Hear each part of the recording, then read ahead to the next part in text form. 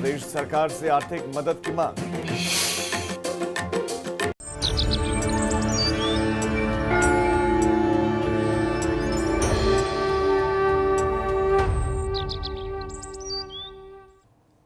नमस्कार, स्वागत है आप सभी का। आप देख रहे हैं पहाड़ प्रभात। आपके साथ मैं हूं राजीव ढोंडियाल। चीन के बारे में कहावत है कि वो भरोसे के लायक नहीं। चीन ने लद्दाख में जो किया उससे ये कहावत एक बार फिर से सही साबित हुई है। चीन के दुस्साहस के बाद उत्तराखंड में चीन से लगती सीमा पर हलचल बढ़ गई। जोशीमठ में आईटीबीपी की टुकड़ियों को चीन बॉर्डर की तरफ रवाना किया गया और इसके साथ ही जोशीमठ में सब एरिया क्षेत्र की छावनियों को अलर्ट पर रखा गया है।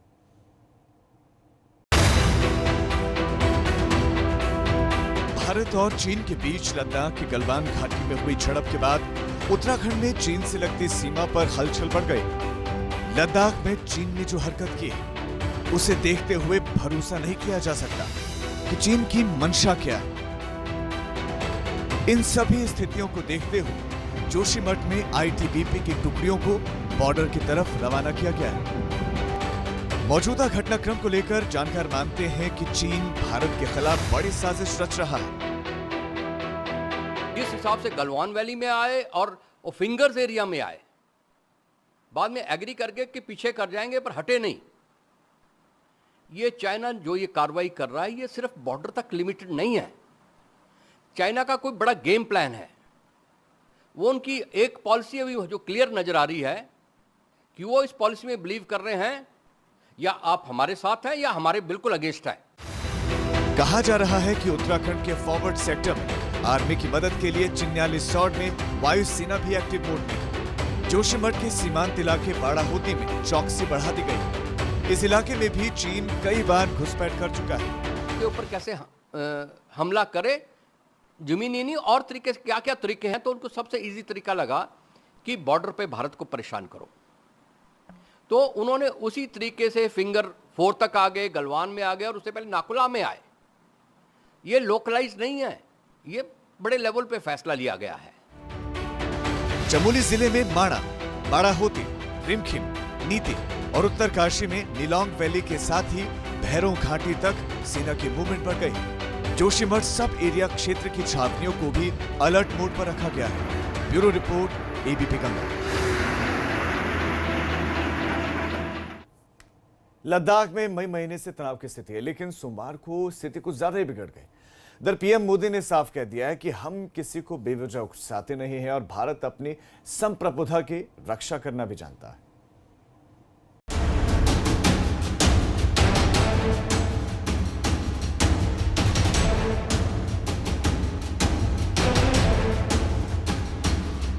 भारत और चीन सीमा पर मई के महीने से जारी तनाव अब और बढ़ गया है। सोमवार रात भारत और चीनी सैनिकों के बीच गलवान घाटी के पास हिंसक झड़प हुई। 6 जून के बाद से ही दोनों देशों के बीच कई राउंड की बैठक हुई, जो कि सेना के बड़े स्तर लेवल की बैठक थी।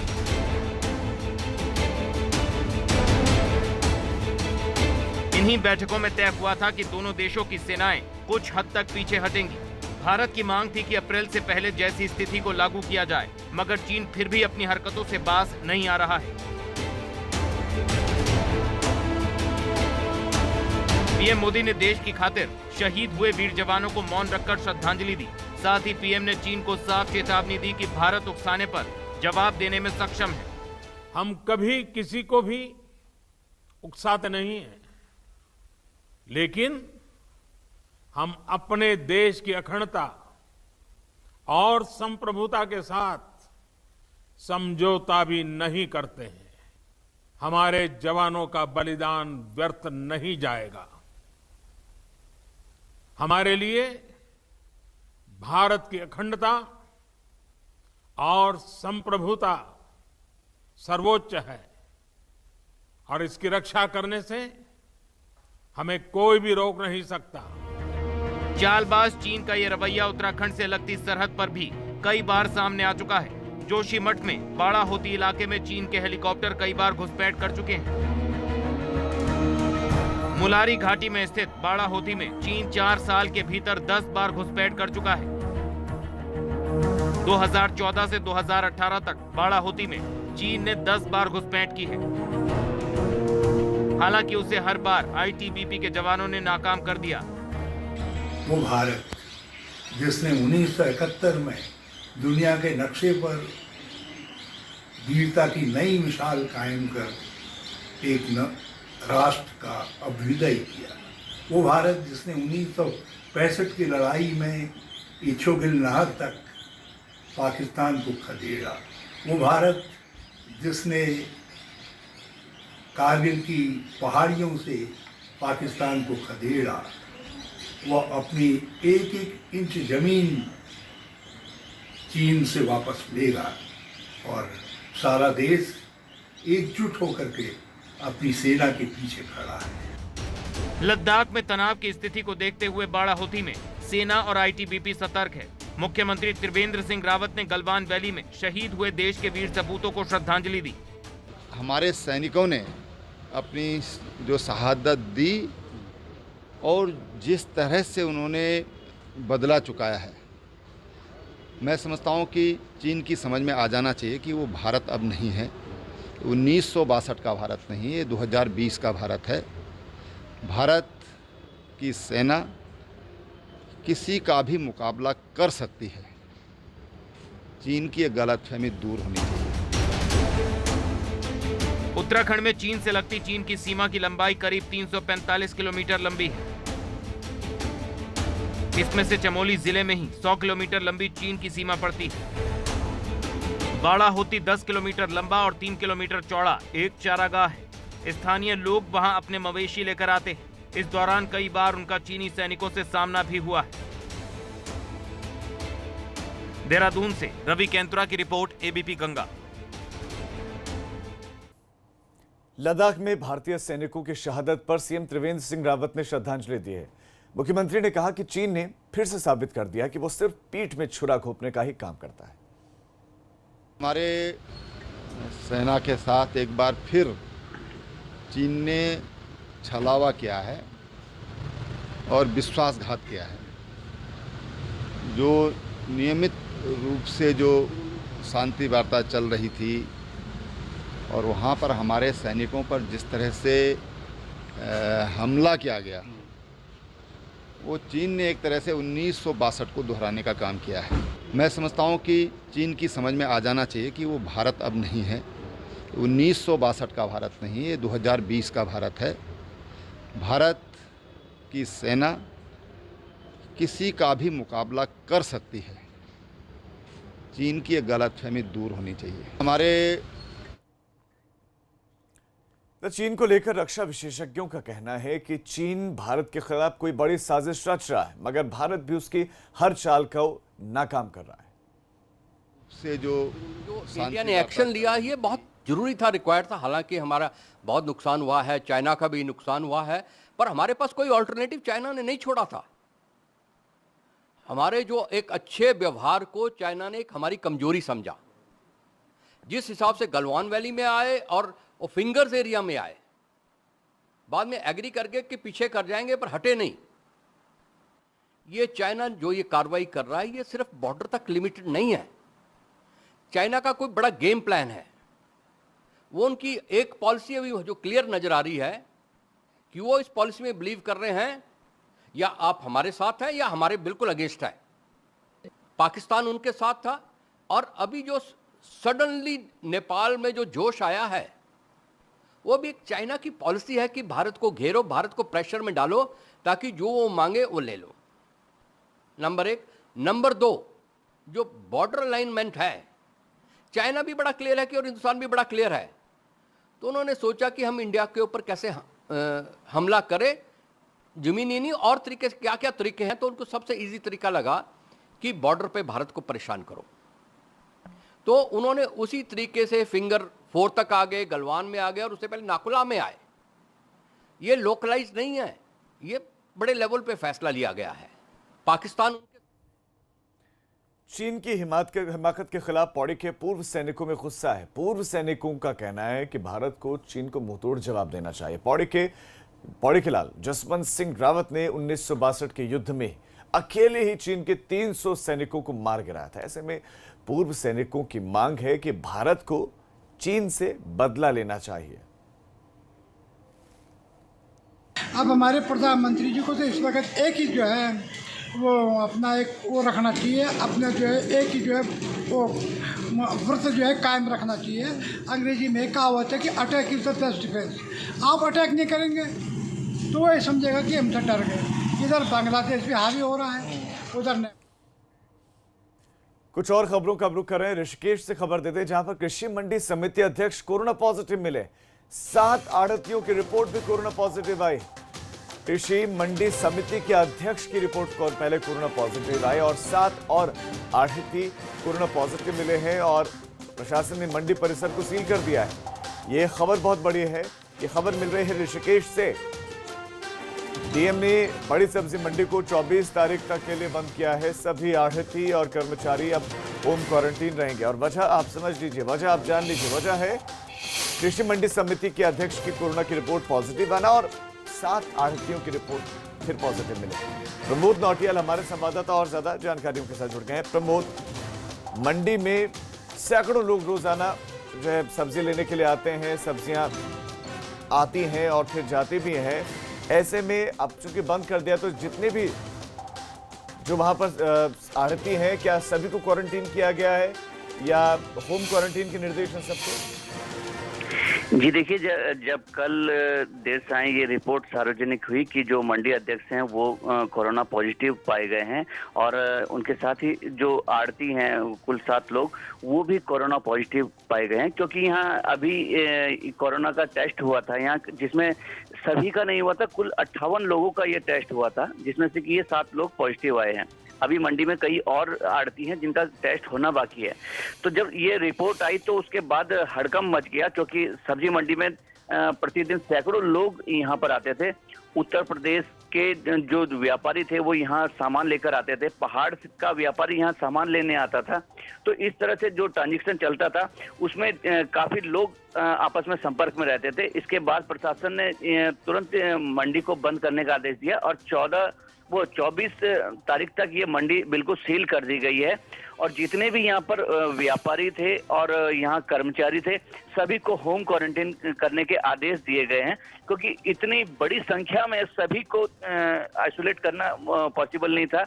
इसलिए जो है सरकार ने आदेश दिए कि जितने भी लोग हैं होम क्वारंटीन रहें और अब जो है यहाँ पर सैनिटाइज करने की कार्रवाई भी चल रही है कि सैनिटाइज किया जाए और आसपास के क्षेत्रों में भी लोगों को एहतियात बरतने के निर्देश दिए गए हैं।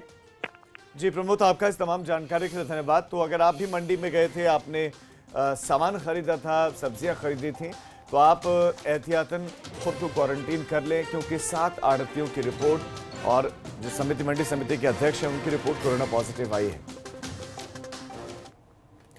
देहरादून के रायपुर क्रिकेट स्टेडियम में टेम्पररी कोविड अस्पताल बनाया गया और इस अस्पताल में 2000 बेड लगाए गए। वहीं आने वाले समय में इसकी संख्या बढ़ाई जाएगी। दरअसल लगातार उत्तराखंड में कोरोना के मामले बढ़ रहे हैं, जिसे देखते हुए आने वाले समय में अस्पतालों में बेड की जरूरत पड़ेगी, इसीलिए एहतियातन ये कदम उठाया गया है। जहां एक और पूरे देश में लगातार कोरोना मरीजों की तादाद बढ़ती जा रही है, वहीं उत्तराखंड की अगर बात करें तो यहां पर भी संख्या 2000 के करीब पहुंच चुकी है। ऐसे में जो अस्पताल हैं उनमें बेड्स की कमी ना हो, इसको देखते हुए मैं इस वक्त महाराणा प्रताप स्पोर्ट्स कॉलेज रायपुर में हूं। आप देखेंगे कि टेम्परेरी अस्पताल जो है यहाँ पर तैयार किया गया है और अलग अलग जो है बेड्स यहाँ पर लगाए गए हैं। और हमारे साथ जो है सीओ कुंभ इस वक्त हैं, क्योंकि यहाँ पर जो कुंभ की पूरी टीम है वो जहाँ एक और कुंभ की तैयारियों में लगे हुए थे। तो कोविड का वक्त है और इस वक्त में उन्होंने पहली जिम्मेदारी अपनी समझी है कि हम उस चीज़ को तैयार करें जिसकी अभी ज़रूरत है। सर, आपका स्वागत है। और सर, मैं आपसे पूछना चाहूँगा कि जो पूरा यहाँ पर जो पूरा सिस्टम है उसे किस तरीके से आप बना रहे हैं? सर देखिए, माननीय मुख्यमंत्री उत्तराखंड सर की ओर से ये निर्देश प्राप्त हुए थे, जिसपे कि ये कुंभ की टीम, जिसका आप जानते हैं कि कुंभ का नेतृत्व IG श्री कुंजाल सर कर रहे हैं, उनके द्वारा ये जिम्मेदारी ली गई है कि हम लगभग यहाँ पर कम से कम 4000 पेशेंट्स की यहाँ पर हम व्यवस्था इस समय की है और फिलहाल जो है हम 1000 के लिए बिल्कुल रेडी हैं इस समय। इसमें जैसे आप देख रहे हैं कि ये बेडिंग और ये आपके सामने ये नई नई चादरें जो हम सब लाए हैं, ये सब व्यवस्था यहाँ पर की गई है। इसके अलावा उनकी फूडिंग, स्पेशलाइज्ड लॉन्ड्री की व्यवस्था, वो लोग जो कि इस फील्ड के माहिर हैं उनके लिए लॉन्ड्री, सैनिटेशन, सफाई, सारी व्यवस्थाएं यहाँ पर की गई हैं। इसके अलावा इस पूरे एरिया को वाईफाई जोन बनाया जा रहा है। इसके साथ साथ यहाँ पर जो मरीज़ हैं उनको एक्सपर्ट डॉक्टर्स की अगर ज़रूरत पड़ेगी तो उनसे उनकी बातचीत करने के लिए टेली कॉन्फ्रेंसिंग और वीडियो कॉन्फ्रेंसिंग की पूरी व्यवस्था यहाँ पर की जा रही है। जो भी पेशेंट यहाँ पर आएंगे उनके लिए कोरोना जो कोविड के नॉर्म्स हैं, जो गाइडलाइन हैं, उसके हिसाब से यहाँ पर उनको योगासन, मेडिटेशन और कुछ मोटिवेशनल लेक्चर और मूवीज़ दिखाई जाएंगे। देख रहे हैं आप, ये बड़े बड़े स्क्रीन लगे हैं। लगातार कह रहे हैं कि योगा इम्यूनिटी सिस्टम को स्ट्रॉन्ग करता है। उसी को देखते हुए मैं आपको दिखाऊं तो ये रायपुर का जो स्टेडियम है उसका ये ग्राउंड है और इस ग्राउंड में सफिशिएंट पूरी एक जगह है, क्योंकि यहाँ पर डिस्टेंस बनाकर योगा किया जा सकता है। तो जो भी कोविड के पेशेंट अगर यहाँ पर आते हैं तो यहाँ पर एक तो योगा किया जाएगा और ये योगा कैसे होगा इसके लिए एक पूरी तरीके से एक प्लानिंग तैयार की गई है। अगर आप मेरे इस तरफ देखेंगे तो यहाँ पर जो एक बड़ी स्क्रीन आपको स्टेडियम की स्क्रीन जो नज़र आ रही है, इस स्क्रीन पर जो योग गुरु हैं, जो योग के टीचर हैं, वो ऑनलाइन जो है यहाँ पर योगा सिखाएंगे, यानी कि स्क्रीन पर वो होंगे और यहाँ पर कोविड के जो पेशेंट हैं वो ग्राउंड में होंगे। ये एक सरकार की तरफ से एक अच्छी पहल की गई है कि जहाँ ये इंटरनेशनल एक स्टेडियम है देहरादून का, यहाँ पर पूरी जगह है और इस जगह का इस्तेमाल किया जा सके ताकि आने वाले वक्त में अगर अस्पतालों में बेड्स की कमी होती है तो ऐसे में यहाँ पर जो है मरीज रह सकेंगे और उनको पूरी सुविधाएं भी मिल सकेंगी। अपने सहयोगी क्रिस्टोफर लॉरेंस के साथ रवि कैंथुरा, एबीपी गंगा, देहरादून। टिहरी में आइसोलेशन सेंटर की बदहाल स्थिति को लेकर मिल रही शिकायतों के बाद डीएम और स्वास्थ्य विभाग की टीम ने निरीक्षण किया। इस दौरान टीम ने खाने पीने की व्यवस्थाओं का जायजा लिया। डीएम ने तैनात कर्मचारियों को खाने की गुणवत्ता ठीक रखने के साथ ही साफ सफाई की व्यवस्था भी दुरुस्त रखने के निर्देश दिए। लोगों ने इसमें स्वास्थ्य विभाग के माध्यम से हमारा जो डिस्ट्रिक्ट कोविड केयर सेंटर है वो पूरी तरह काम कर रहा है। हमने कल वहाँ पर जो भोजन की शिकायत है उसको इंस्पेक्शन भी किया था और उसमें यह भी निर्देश दिए हैं कि जो भी वहाँ पे तैनात डॉक्टर्स हैं उनके द्वारा जो भी डिमांड की जा रही है न्यूट्रिशियस फूड की, चाहे पेशेंट्स के लिए हो चाहे डॉक्टर्स के लिए हो, उसको हम लोग पूरी तरह से तत्पर हैं वो कार्य करने के लिए। और इसके अतिरिक्त जो हमारे पूर्णानंद में प्रवासी आ रहे हैं उनको हम लोग भारत सरकार के दिशा निर्देशानुसार पहले 7 दिन तक इंस्टीट्यूशन क्वारंटीन कर रहे हैं और उसके बाद ही उनको हम। कोरोना की वजह से टिहरी झील में बोटिंग के व्यवसाय से जुड़े हुए लोगों का कारोबार ठप हो गया और स्थानीय कारोबारियों से बात की उत्तराखंड से हमारे ब्यूरो चीफ अजीत सिंह राठी ने। ये मेरे पीछे टिहरी झील है और 2015-16 में एक यहाँ नया कारोबार शुरू हुआ बोटिंग का। तो यहाँ के युवाओं ने एकजुट होकर बोटिंग का काम शुरू किया। पर्यटक आने लगे और 2015-16 का एक सीज़न बहुत अच्छे से चला, लेकिन उसके बाद नोटबंदी ने बीच में एक ब्रेक ला दिया। जिस तरह से जिस लय के साथ ये कारोबार चल रहा था उसमें एक बड़ा ब्रेक लगा और काफ़ी हानि यहाँ के व्यापारियों को पहुँची। इसी के साथ ही फिर मामला हाईकोर्ट में चला गया। मामला राफ्टिंग का था, लेकिन बोटिंग को भी नैनीताल हाईकोर्ट ने 2 साल तक बंद रखा। मुकदमा जीत गए और अब कोरोना की मार, व्यापार चौपट हो गया है। मैं ऐसे ही अपने कुछ व्यापारी साथियों से बात कराता हूँ। ये टिहरी झील में जो एक एसोसिएशन है बोटिंग की, उसके प्रतिनिधि हैं, वो बताएंगे किस तरह से यहाँ नुकसान हुआ है। तो उन्हीं से बात कराता हूँ, किस तरह से वो इन परिस्थितियों का सामना कर रहे हैं, कितने लोग इसमें प्रत्यक्ष अप्रत्यक्ष रूप से बेरोजगार हो गए हैं, आजीविका चलाना कैसे मुश्किल हो रहा है। तो मैं उन्हीं से आपको रूबरू कराता हूँ। आप अपना नाम बताइए।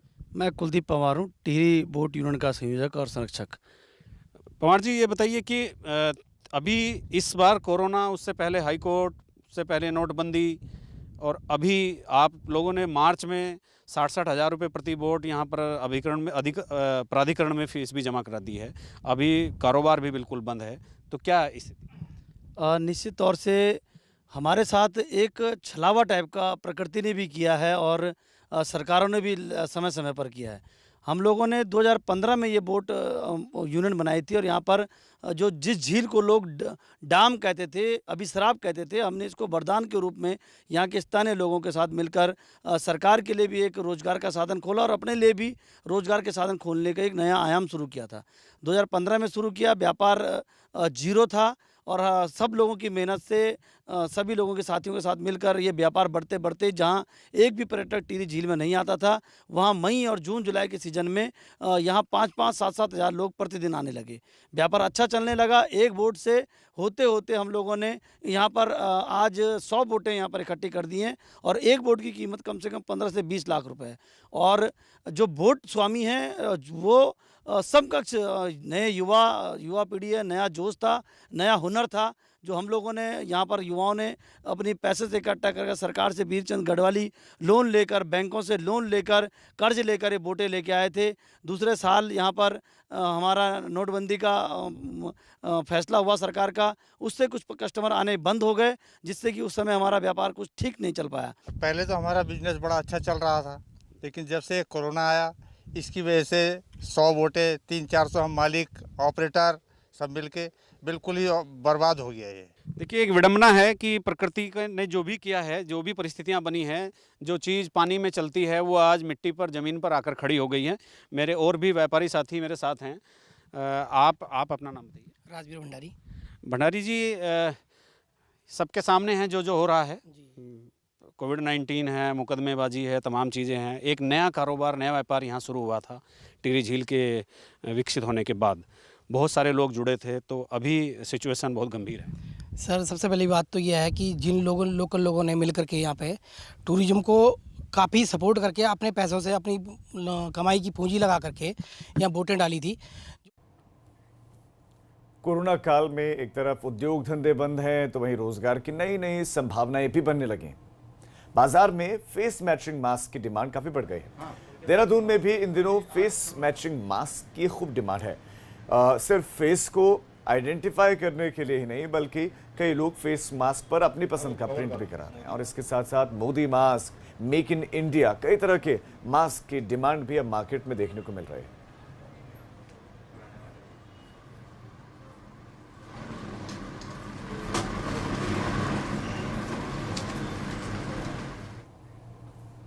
अब एक छोटे से ब्रेक के लिए हम रुक रहे हैं। आप देखते रहिए पहाड़ प्रभात।